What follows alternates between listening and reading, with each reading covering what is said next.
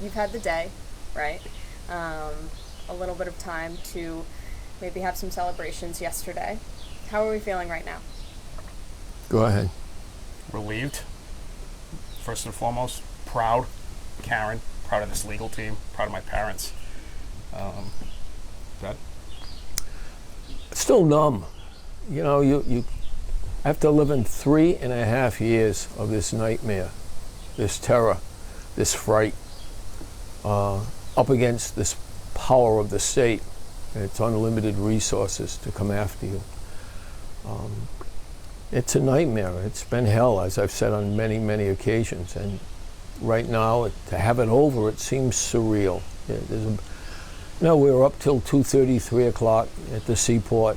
We're tired, we're numb, but we're so grateful. We're so blessed to Almighty God that, we have this outcome. Yeah. And you're sitting or standing maybe in the courtroom, waiting for that outcome. What's going through your mind? Can you kind of walk me through your internal thoughts there? Well, it's very, it's something I would not wish on anyone who has a loved one, whether it be a significant other or a child. And the child can be 45, as in Karen's case, or it can be 15 or whatever it may be. I mean, so many days. You think of the first trial went on for multiple months. There have been multiple hearings. And now the second trial, multiple months, multiple witnesses over the course of the last 2+ years. And you see these court officers, and they're very professional, very kind, very accommodating, good morning, have a nice weekend, so on and so forth. But in that moment when it's announced the jury has a verdict, you'll see 2 or 3 of those officers come behind your daughter and stand there. And their position is to be sure that if a guilty is announced, and it carries with it a likely imprisonment, that they're going to immediately cuff her. And that idea of embracing her or holding her and being able to kiss her and walk out with her is gone. Yeah. That is unnerving, and I've always felt that. And that's why we marshaled every resource we could, drained every account we could, galvanized every effort among women who really started a lot of this, because many of them have felt objectified, dehumanized, victimized, not respected, and have identified with Karen that grace, that fight, that resolve to not give up. And I tell you, if it had not been for them, they're in the thousands, and I've met many. I won't say I've met thousands, but I've met several hundred women at standouts outside of court, and I'll say to them, thank you so much. And I'll hear things, I wish I would have had a father like you, and I'll say to them, I'm sure you did. And they'll say, no, you didn't. I said, well, with all respect, the fact that you're here, there has to be some DNA imparted on you that came from him. So be proud of, your dad. And I mean that, So the apple doesn't fall far from the tree, but we're grateful. Everything comes to an end, and this nightmare is over. And so gratified and so fortunate we had this great team of lawyers. I mean, as you saw them, they're just so passionate, so smart, so dedicated, and have so much fight, so much resolve. We're very, very fortunate. And when you think of the Sandra Birchmore case that happened in Norfolk County, investigated by some of the same who were part of the Karen Reed case, and I'm not going to deceive myself into thinking Karen Reed and Sandra Birchmore are 2 outliers on a data point curve, and that there are not others who have been victimized, but maybe haven't been as lucky and as blessed as we have to have this movement and to have these attorneys so smart, so dedicated to fight for Karen's freedom. And Karen's right there with them. She really is. She's so strong, and in many ways she's a leader of this movement as well. They see a bit of themselves in Karen, whether it be just their gender or what she's gone through. But, you know, the lawyers have talked about it, whether it be Alan, David, Bob, Liza, all of them have talked about how Karen is really an integral part of this defense team. And she was from the very beginning. Have you talked to Karen today? Oh, sure. Yeah, we were with her this morning, we were with her last night in the seaport, Right. and we've talked to her a couple of times today. How's she feeling? Elated. She's just waking up today from a nightmare. She was telling us when she went back after court yesterday and after the verdicts and her freedom, and she went back to her hotel room where the entire defense team was staying and looked at her various attire, her suits that she wears, and she said, okay, the immediate thought was, what am I going to wear tomorrow? And it just hit her. Well, there is no more tomorrow.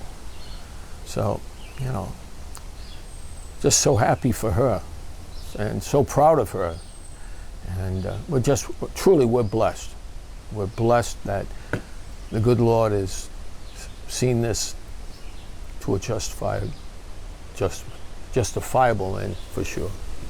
Nathan, I asked you this question earlier too. What's next for Karen? Maybe a book in the works, or what are we thinking here? I don't know what she's going to do. I think a book is a possibility, about these experiences, her life, her story. Got plenty to write about. Yeah, and even before this, what she's done for a living and her health issues that she's had, those challenges make for quite a story. And then you add in, obviously, these legal issues and the family and everything. I think there's a book there somewhere down the road. Do you think she'll stay in the area? I don't know. That's up to her. Yeah. We'd love her, whatever she wants to do. Yeah. Whatever she wants to do. She wants to go out to California, Florida, stay in New England, it's her call.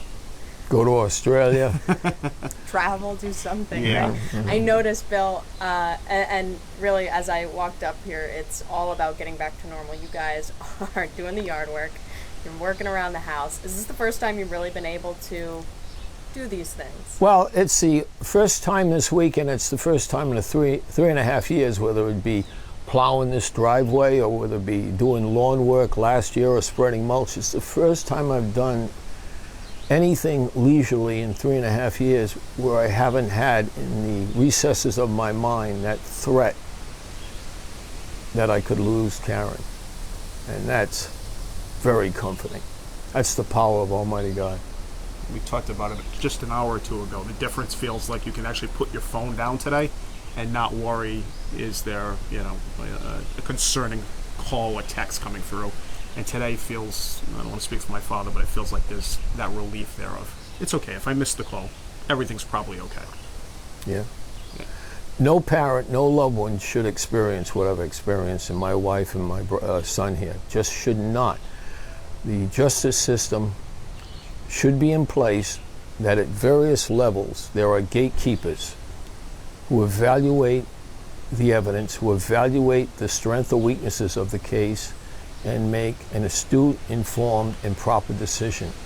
And when you think of what's happened in this case, the Department of Justice, federal government was involved, and provided 3,000 plus pages.